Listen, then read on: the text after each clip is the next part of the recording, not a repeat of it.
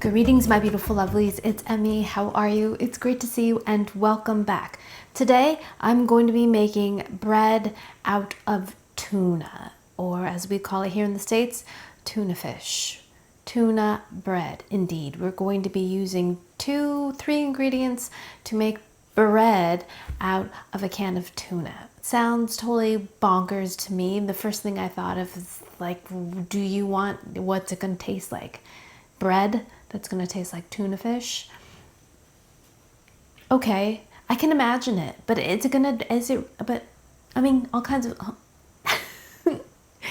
right? Namely texture. This immediately makes me think of cloud bread, which I made several years ago, which is bread that's made out of eggs. This recipe also contains eggs.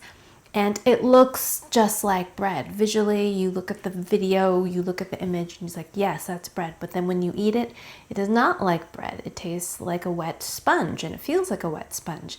But it does indeed remind you that bread essentially is a foam, or a form of foam, like a dry foam, but a foam nonetheless, right? You're creating a structure of foam and then baking it so it freezes in that position, right? So you get those little tiny air bubbles and pockets. Egg whites do a similar kind of thing. When you make a meringue, for example, you get a foam and you dry it out in the oven, you get this kind of hardened thing, a foam essentially.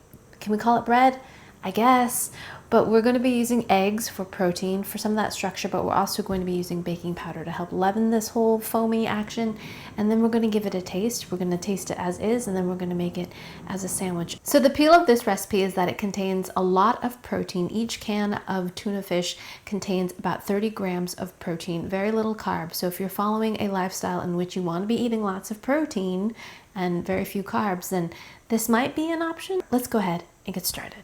So the cast of characters to make the tuna bread are 3 ingredients: baking powder, tuna, and an egg. I'm not sure why some places call this a 2-ingredient bread. It's very obviously 3 to me, but we split hairs. I'm going to split the batter into 2 ramekins and try 2 different cooking methods just because I'm curious. So let's go ahead and make the bread batter. So you're going to need a blender, a food processor, or something to make the batter because we want the tuna to be really pureed. So drain any liquid out. I really love this brand, Blue Harbor. Really great. So half a teaspoon, 1 egg, 1 can of tuna. Boom. Now we puree. So I do think I'm going to have to add the liquid for this brand so that it turns into a slurry. Wow. It has the consistency of cat food and kind of the smell too. I love tuna. I always have some in the pantry. Love to make salad niçoise. Love to make a sandwich with it. Never ever thought to make bread. Very thick. And in the recipes that I saw, at least the recipe videos, this was pourable.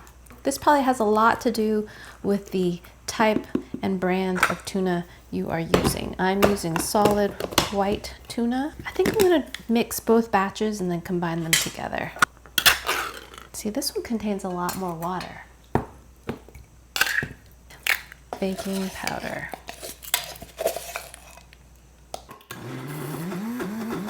This egg is also a little bit bigger, so all the variables to these recipes that you see on these social media shorts. I'm going to add a little bit more of the water back.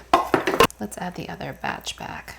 Alrighty, lovely. So saving the tuna water is a good idea because I added about a tablespoon to it to my blender to help grind things up. And now I have something that is much more pourable, pretty thick, but pourable, right?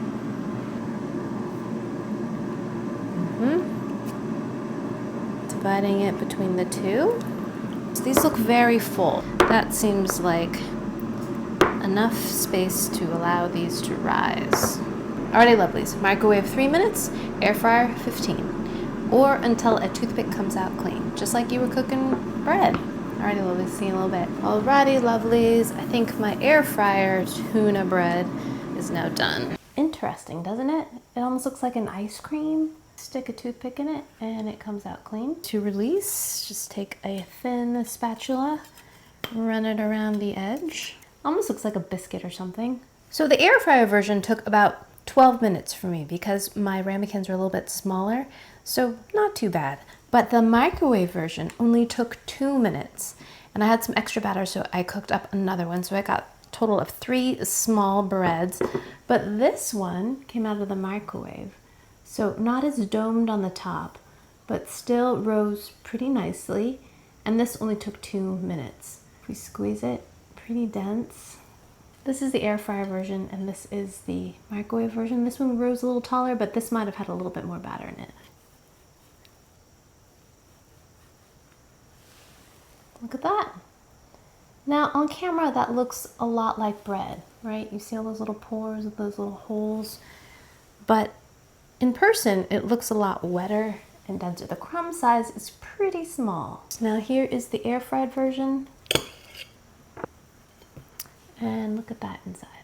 So before we make a sandwich, let's taste the bread on its own. Here is the air fryer version. Alrighty, here we go. Itadakimasu.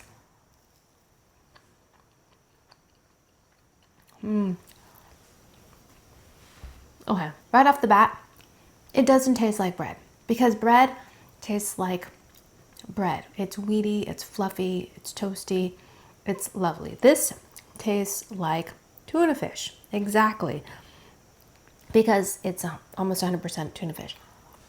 Having said that, the flavors, you know, for tuna fish, it tastes great, but it's not bread. I'm fairly certain that all of you thought this was going to taste like tuna fish, but the texture is not that bread-like. It's spongy. Having said that, the texture is kind of surprising. It is sort of bread-like, especially if you were going to have a tuna sandwich. If you were going to have a tuna sandwich with this bread, I think you'd be pretty happy because the flavors match up with the expectation, even if the texture is a little bit off. The bread is a little wet. Let's see if you can hear it as I tear it. It's not as wet as the cloud bread, which had a very eggy, damp texture. This still has a damp texture to it. But this one's denser. I thought this one has more structure to it. It's a little bit firmer, a little drier than the cloud bread. 100% tastes like tuna. Don't taste any baking powder whatsoever. Doesn't taste eggy. It's good. If you want a bread that tastes like a tuna sandwich, then this is 100% right for you. This won't work for me for honey toast, for example. Of the two versions between air fried and microwave, surprisingly, the microwave one is not horrible. In my experience cooking in the microwave, it's often uneven, or it will overcook things, or it's just not consistent. And if you're looking for a nice kind of golden brown crispness, it really doesn't pay off, as opposed to the oven, although it's much, much, much faster. But in this case, it seems to do a fine job of baking the bread or cooking the bread. Because the bread is so wet, there's not a huge difference between the air fryer, although the top of the bread looks much more appealing in the air fryer version. But the interior, in terms of just all around texture, pretty much the same. If you need to save some time, I would just use the microwave. We're making our sandwich. I'm adding mustard, mayo, piece of turkey, tomato. I'm going to add a little bit of salt and pepper to the tomato, because that's how I like my tomato. That is a very cute sandwich. It's like a little burger. To say though, my entire kitchen smells of tuna. It's not a great smell. Alrighty, lovelies, here is the tuna bread sandwich. Looks pretty great. I love the yellow color, and with all the fixins. Itadakimasu.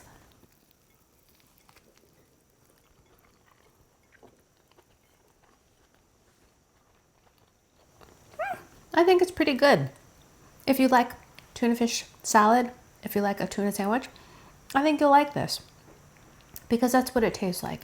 It tastes like a tuna fish sandwich, but the texture is completely kind of rearranged and switched around and changed. It's not mayo-y and creamy though, but the overwhelming flavor is tuna.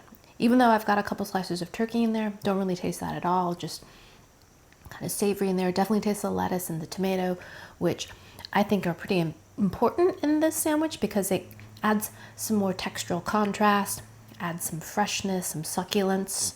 The tuna bread itself is so interesting. It's simultaneously dry yet moist. It's like soggy bread, but at the same time quite dry. I don't understand quite how it does that. It's good for what it's trying to do, I think, but it's pretty limited in my opinion in terms of application. Because the tuna flavor is so overwhelming, I can't imagine many other sandwiches that I would like this with. Yeah, you gotta like tuna, and for me, I don't want a tuna sandwich like every day. So for this to be a bread staple, I think that would be tricky for me. But I guess it's whatever you prioritize. If you want a sandwich that has 30 grams of protein in it, or over 30 grams of protein, maybe you do want a tuna bread sandwich every day. But I did learn of the two cooking options, I would go the microwave route, surprisingly. Much faster, very, very convenient, and it came out of the ramekin much cleaner. And yeah, one of the few times the microwave beats the air fryer, although the air fryer was prettier. Alright, my lovies, there you have it. I tried the tuna bread, so you didn't have to. Or maybe you will after you've seen what I did. Alright, my lovelies, thanks as always for watching. I hope you enjoyed that one. I hope you learned something. Please share this video with your friends. Follow me on social media, like this video, subscribe, and I shall see you in the next one. Toodaloo, take care, bye!